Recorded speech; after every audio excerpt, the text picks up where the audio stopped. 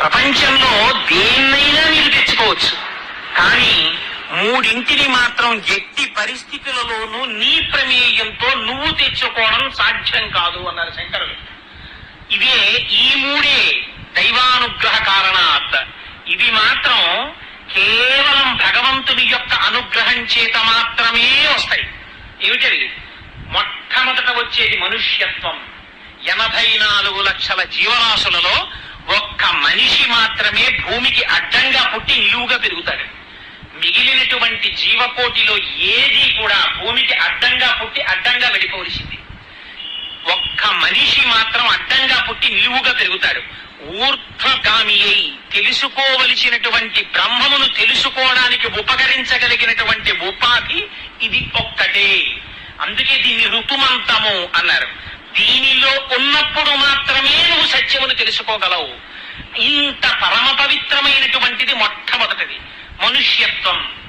ఎంతమందో పుడుతున్నారు మనుష్యులుగా.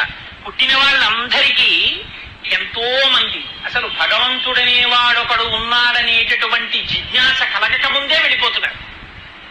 హిరణ్యాక్షుడు అంటాడు, నిరాహార నివిష్ట పాంధుల క్రియం సంసార సంచారులు ఒత్తురు కూడి విత్తురు సదా సంగంబులేదొక్కచో సురుల్ పోయిడి త్రోవ పోయను భవత్సో నుండు తల్లి మహాశురుంగాతడు తద్వియోగమునకు శోకింప నీకేటికిన్ అంటాడు.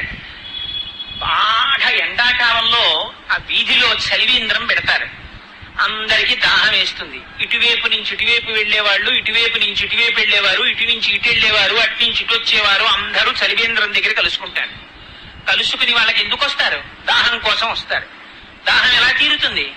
దేని వల్ల తీరదు. నీరు తాగితే తీరుతుంది. నీరు తాగుతారు. తాగి వెళ్లిపోయే ముందు, అయ్యా మేము వెళ్ళిపోతున్నామండి, మా చిరునామా ఇదండి, మీరు నీరిచ్చారు, చాలా కృతజ్ఞుణ్ణి అని ఏమైనా చెప్తాడా? వాడు ఏం చెప్పడు. ఎంత గోప్యంగా వచ్చాడో అంత గోప్యంగా వెళ్ళిపోతాడు. అలా అమ్మా వీళ్ళందరూ సంసార సంచారులు ఒత్తురు కూడి విత్తురు సదా సంగంబు లేదొక్కచో. ఒక భార్య ఒక పిల్లలు అనుకుంటున్నావా? ఎన్ని కోట్ల జన్మలైపోయాయో. లోపలున్న జీవుడే ఎంతమందితో సంసారం చేశాడో, ఎంతమంది పిల్లల్ని కన్నాడో, ఎంతమంది భార్యలతో తిరిగాడో, ఎంతమంది స్నేహితులు. వాళ్ళందరూ ఉండిపోయారా? ఎవ్వరు ఉండరమ్మా. అలా వెళ్ళిపోతుంటారు వాళ్ళు. సదా సంగంబు లేదొక్కచో సురుల్ పోయిడి త్రోవ పోయను భవత్సూనుండు తల్లి అన్నాడు. వాళ్ళు ఎవ్వరికి చెప్పా చెయ్యకుండా అకస్మాత్తుగా వెళ్ళిపోతుంటారు. వాళ్ళకి ఇది అలవాటమ్మా. ఎందుకమ్మా ఏడుస్తావు వీళ్ళని చూసి? పోయాడంటే ఏమిటమ్మా నీ కొడుకు? ఇది అలవాటమ్మా చాలా కాలం నుంచి అంటాడు. అలా ఎందరో వస్తున్నారు, ఎందరో వెళ్ళిపోతున్నారు. వెళ్ళిపోయే వాళ్ళలో ఎంతమంది అసలు భగవానుడు ఒకడు ఉన్నాడు, వాడిని తెలుసుకోవాలనేటటువంటి తాపత్రయం పొందిన వాళ్ళు ఎంతమంది? అందుకని దుర్లభంత్రయమే వైతత్.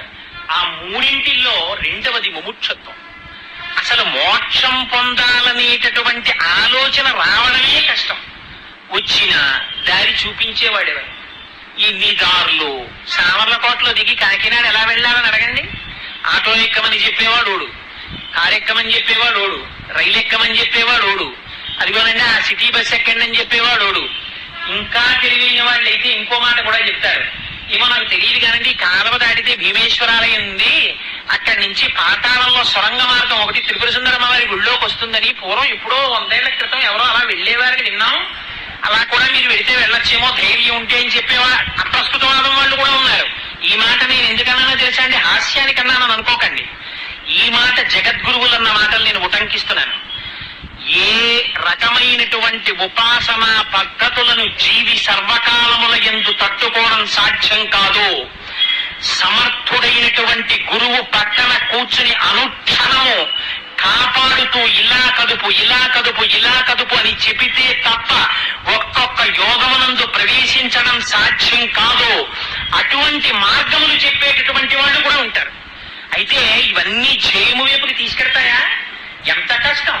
బయలుదేరి మొదలుపెట్టి మధ్యలో జారిపోయే వాళ్ళు ఎంతమందో. చిట్ట చివరి వరకు వెళ్ళడానికి కావలసినంత జ్ఞాన దీక్షని ఇచ్చి తను పక్క నుండి నడిపించగలిగిన సమర్థుడైన మహాపురుషుడు లభించేదెన్నడో. అందుకని నీకు జీవితంలో ఐశ్వర్యం కష్టం అనుకోకు, భార్య కష్టం అనుకోకు, బంధువులు కష్టం అనుకోకు, అన్నం కష్టం అనుకోకు, కష్టం అంటూ ఏదైనా ఉంటే ఈ మూడే కష్టం. ఏమిటో తెలుసా? మూడు: మనుష్యత్వం, ముముక్షత్వం, మహాపురుష సమాశ్రయం. ఈ మూడు దొరకమంటే దొరికేవి కావు.